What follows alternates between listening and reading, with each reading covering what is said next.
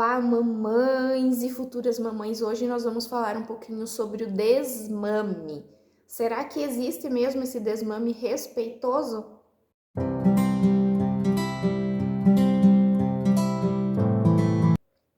Eu quero compartilhar com vocês a minha experiência do desmame, que foi totalmente frustrada, tá? Como assim? Vocês vão entender. Eu tentei desmamar o Davi ali com 1 ano e pouquinho, 1 ano e meio, 1 ano e 8, 2 anos. Por 3 vezes tentei desmamar ele e não consegui. Confesso que eu não consegui. Primeiro motivo, eu não estava preparada para desmamar o Davi. Então eu queria desmamar porque eu senti um esgotamento muito grande, físico e mental, um cansaço muito grande. Quem é mãe e dá de mamar ainda para o seu filho maiorzinho de 1 ano sabe o que eu estou falando. E também por pressão de algumas pessoas que diziam que ele já tá grande, ele não precisa mais, o mamãe é só um gostinho, é só para sentir o cheirinho, ele tá acabando com você, e isso e aquilo, aqueles palpiteiros de plantão, né? E embora essas pessoas até tivessem razão, né, certa razão no que estavam dizendo, eu como mãe não estava preparada para desmamar ele. E aí eu queria desmamar mais por pressão dessas pessoas. Então, se você está passando por isso, mãe, eu peço que você não faça isso, porque você vai se sentir mal, talvez você não consiga concluir o desmame e vai ser um processo traumático, assim, difícil para você e para o seu bebê. Desmame primeiro quando você achar que está preparada. Porque é muito mais difícil para a mãe do que para o filho. Toda vez que eu tentei desmamar o Davi, né, fazer esse desmame respeitoso, diminuindo o peito aos pouquinhos, isso é bom, isso funciona, né? Você vai diminuindo, vai oferecendo uma frutinha, porque aí o bebê já é maiorzinho, já come mais, né? E vai oferecendo um suco e outras coisas e vai enrolando ele ali e vai diminuindo as mamadas durante o dia e também durante a noite. Funciona assim, né? Esse processo funciona, né? Mas até você tirar totalmente o peito, isso é sofrido. E eu, por pressão, né? Como eu disse, eu acordava, não, hoje eu vou tirar ele do peito. E aí eu não oferecia o peito, ele chorava, ele passava o dia chorando e gritando. Algumas vezes ele passava o dia bem e chegava à noite ele vinha procurar, porque ele só mamava no peito, só dormia mamando no peito, né? Na verdade. Então, assim, ele fazia um escândalo, ele gritava tanto. E, eu vou esperar que vai passar, ele vai entender e vai passar. E não passava, ele passava se deixasse horas chorando e gritando.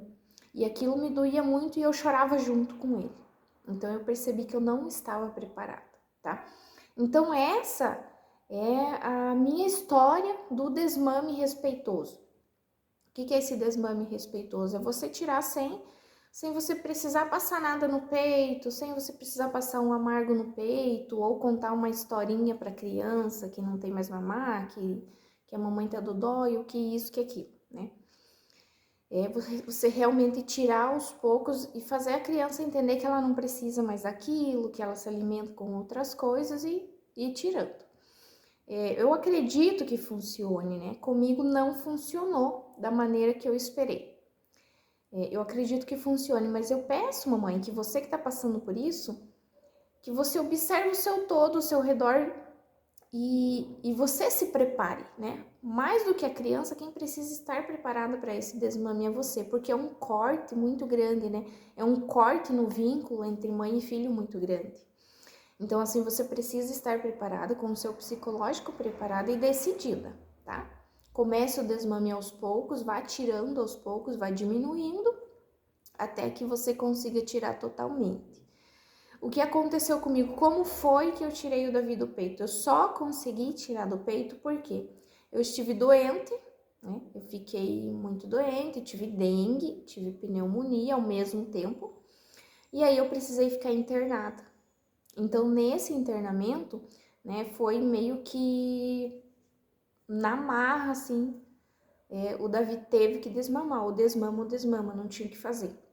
Porque aí eu fiquei 5 dias internada. Então, foram 5 dias que ele ficou em casa, né, com a minha sogra, que cuida dele pra mim.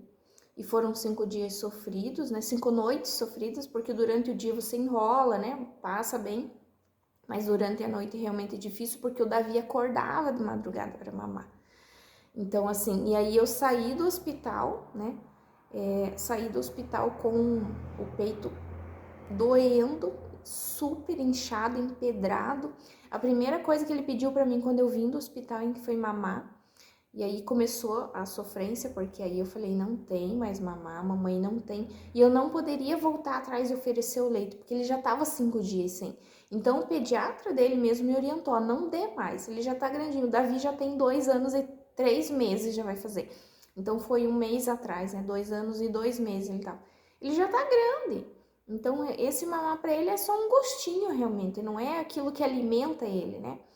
Não tem necessidade disso. E aí eu decidi que eu não ia dar. Então foi um processo importante para mim, né? Não, ele não precisa mais, eu amamentei o tanto que ele precisava e mais, até porque a orientação é até 2 anos, eu passei dos 2 anos, então ele tá super amamentado. E resolvi não dar, e quando eu vim do hospital eu não dei mesmo ele pedindo, então foram assim, depois que eu cheguei do hospital, foram mais 15 dias com ele na minha presença, chorando, pedindo peito, e durante o dia ele foi acalmando, mas durante a noite ele ainda dava o showzinho dele, porque ele acordava na hora das mamadas. Então, para fazer dormir era um show, ele dormia, e aí na hora das mamadas, como ele estava habituado a mamar, ele acordava e dava outro show, e grito, escândalo, e foi bem complicado, assim. Mas eu não desisti, né? Eu já tinha iniciado, quando estava no hospital, eu já tinha iniciado esse desmame dele, né? Então eu tinha que dar continuidade disso e não podia voltar atrás. Foram mais ou menos 15 dias sofridos, então eu te digo, mamãe, pode ser que o seu filho também seja essa criança do show, né, que gosta de dar show igual o Davi, e você vai passar por isso. Então eu acabava dormindo na sala com ele algumas noites, porque ele chorava, e aí no quarto ele ia acordar o Pedro, ia acordar o meu marido, e ia acordar a casa inteira. Então eu acabava ficando na sala, acalmava ele dormia, daqui a pouco ele acordava, chorava de novo, e assim a gente ia. E até que agora tudo se normalizou, né? Então são 15 dias turbulentos, de 15 a 20 dias turbulentos que você vai passar aí, mas persista que você vai conseguir, né? Eu precisei de uma esgotadeira para esgotar o peito. O médico no hospital me deu aquele comprimidinho que você toma para secar o leite, então eu tomei 2 comprimidinhos, um em cada dia. É um comprimido bem pequenininho e o leite não voltou. Só que aquele leite que eu tava no meu peito, ele tava empedrado, tava doendo tanto que eu não conseguia encostar. Quem já teve leite empedrado sabe o que eu tô falando, né? E você não consegue encostar, você não consegue mexer o braço, então tava bem sofrido para mim. E eu ainda tava com muitos sintomas da dengue, da pneumonia, eu tava muito fraca, então eu tava passando por tudo isso ao mesmo tempo e Davi desmamando, então foi um processo sofrido, mas valeu a pena, tá? Então eu usei a bombinha ali, a esgotadeira, tirei o leite do peito, esgotei e não voltou mais, tá?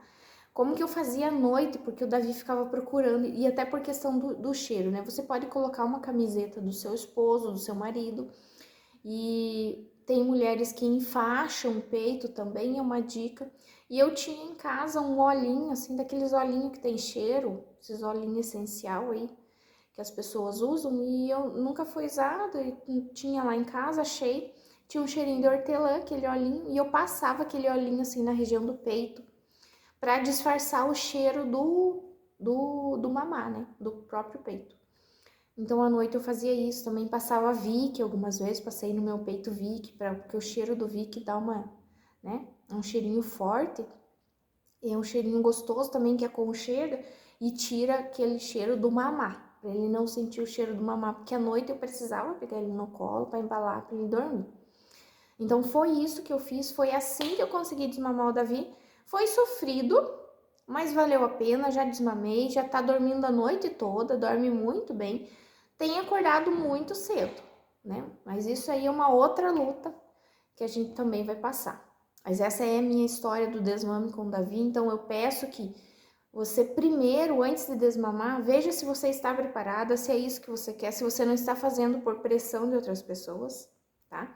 Sinta-se preparada e decidida. E a partir do momento que você decidir, não volte atrás, tá?